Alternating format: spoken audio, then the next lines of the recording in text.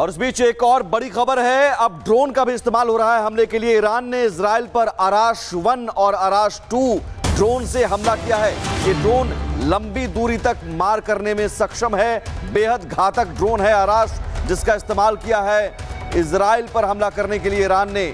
और इस ड्रोन को दागा गया है। इस ड्रोन की खासियत यह है कि जिस ठिकाने पर इसे लक्ष्य करके भेजा जाता है उस लक्ष्य को तबाह कर देता है।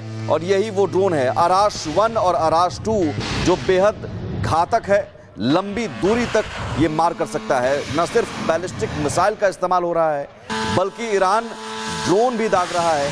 और मौजूदा युद्ध के दौर में मृदुल ड्रोन अटैक हमने देखा कि किस तरह से घातक होते हैं रूस यूक्रेन युद्ध में भी। जी, और बिल्कुल ईरान की तो ताकत यही है, उसके मिसाइल और उसके ड्रोन। ईरान ने अभी तक अपनी मिसाइल को ज़बरदस्त तरह से इस्तेमाल किया है इजराइल पर हमला करने के लिए, और उसमें कितना इजराइल को नुकसान हुआ ये तस्वीर दुनिया ने देखी। उसके पास हाइपरसोनिक मिसाइल है और इसके साथ साथ ड्रोन के मामले में भी वो सक्षम है। और इस वक्त हमारे साथ मेजर जनरल जीडी बख्शी हमारे साथ जुड़ गए हैं। GD Bakshi sir, Iran missile और ड्रोन के मामले में बहुत ताकतवर है, ये दुनिया जानती है, लेकिन अब वो मिसाइल्स को थोड़ा सा कम कर रहा है इस युद्ध में देखा जाए, और अब ड्रोन को इस्तेमाल में लाया जा रहा है। इसका क्या मतलब है? ईरान लंबे समय तक टिकना चाहता है? बख्शी सर। नेचुरली देखिए, ये स्टैमिना, नेशनल स्टैमिना की बात है जी। जो नंबर ऑफ मिसाइल्स हैं वो लिमिटेड हैं। कोई 3000 के करीब उसका मिसाइल का जखीरा है। अभी तक आप समझ लीजिए कोई तकरीबन 500 के करीब फायर हो चुके हैं। ठीक है, ज़्यादातर मिसाइल उसके लिक्विड फ्यूल मिसाइल हैं। लिक्विड फ्यूल मिसाइल को तैयारी में कोई 4-5 घंटे लगते हैं टनल से निकालने के बाद, क्योंकि इजराइल के पास एयर सुपीरियॉरिटी है, वो इन मिसाइल्स को लॉन्च के पहले बर्बाद कर सकता है। तो इसलिए ईरान के मिसाइल लॉन्चेस कम हो रहे हैं। पहले दिन 200 थे, फिर 100, फिर 70, फिर 50, फिर 25 आ गए और कल 35 ठोके थे। ठीक है, तो कम जा रहे हैं लेकिन लगातार चले जा रहे हैं। इसलिए अब वो जो है ड्रोन्स का इस्तेमाल भी शुरू कर रहा है। ऐसे ड्रोन्स, शाही ड्रोन्स तो नहीं कुछ कर पा रहे थे, अब उसने नए किस्म का ड्रोन इस्तेमाल किया है जो कह रहे हैं कि सक्सेसफुल रहा है आयरन डोम को भेदने में। तो बात अब स्टैमिना की है। इजराइल भी थक रहा है। उसने भी सॉर्टी रेट 200 से शुरू किया था, अगले दिन 100 पे आ गया, फिर वो 75, फिर 50, 50, 50 हर रोज वो कर रहा है। ये 50 का सॉर्टी रेट भी ज़्यादा देर मेंटेन करना इजराइल के लिए काफ़ी असंभव हो रहा है। जी। तो अब देखना है कि कौन सा देश का स्टैमिना ज़्यादा होगा, ज़्यादा लास्ट कर पाएगा, स्टेइंग पावर किसकी कितनी है, ये निर्णायक चीज़ होगी। इजराइल ने कहा था कि हम कम से कम 12 से 15 दिन तक वार करते जाएंगे। आज 9 दिन हो चुके हैं, तो इसका मतलब 6 दिन बाकी हैं उनके भी एस्टिमेट के मुताबिक। और 6 दिन में वो अपनी एयर सुपीरियॉरिटी का फ़ायदा उठा के जितने ज़्यादा मिसाइल्स बर्बाद कर सकते हैं वो करने की कोशिश करेगा। जितना चोट न्यूक्लियर फैसिलिटीज़ को पहुंचा सकता है पहुंचाएगा। हो सकता है अमेरिका ज्वाइन करे, ये भी काफ़ी बड़ी संभावना है कि अमेरिका कुछ भी ना करे। अब प्रॉब्लम यह है कि डोनाल्ड ट्रंप को फैसला करना पड़ेगा कि क्या वो नोबेल प्राइज जीतना चाहते हैं या वो जंग जीतना चाहते हैं। ठीक है, इस फैसले पे मुनस्सर होगा ना सिर्फ इजराइल ईरान की लड़ाई का fate, but the regional war हो सकती है, ग्लोबल प्रॉब्लम हो सकती है।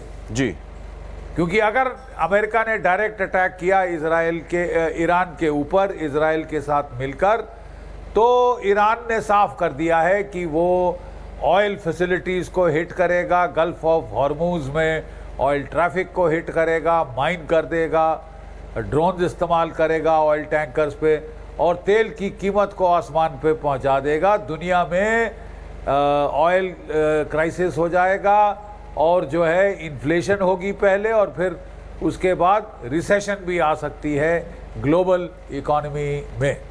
हाँ बिल्कुल, बहुत क्या बड़ी बात अमेरिका आपने ये की। होना चाहता जी। है, उसको उसकी इकोनॉमी को भी चोट पहुंचेगी।